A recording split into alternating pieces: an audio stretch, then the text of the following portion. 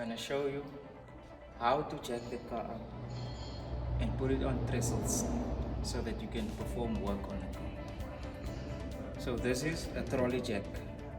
This is your safest bet when jacking the car up and maintaining stability on the car. So the way the jack works is you've got a lock on the handle, so you lock it in place and then the jack will move up, and then for the jack to go down, twist the handle the other way and it releases. Okay. The jacking point would be the same as when we were changing the tire or when we're jacking the car for emergency. So we go to the back to the sill of the car, see where the arrow is, and we're going to put the jack on the same spot then.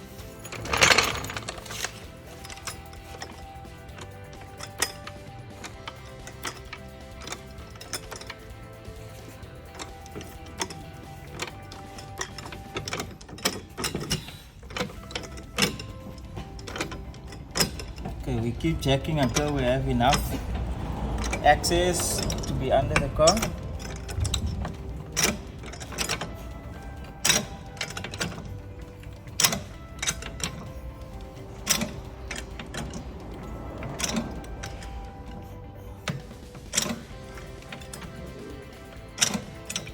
Okay, and where we place the trestle is gonna be somewhere on the frame or on the subframe where there is a lot of structure.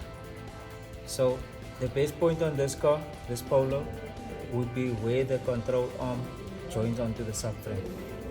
So that is, so this is the control arm here. That's where the control arm bush is. So where the control arm joins to the subframe, we're gonna put the trestle under here. So basically, between that, the trestle is going between the bolt here. Okay. So we release the jack, but we leave the jack in place. So the jack is not holding the weight of the car, but it is there for extra safety. So to drop the car and take it off the trestle, all we do is in reverse, jack the car again.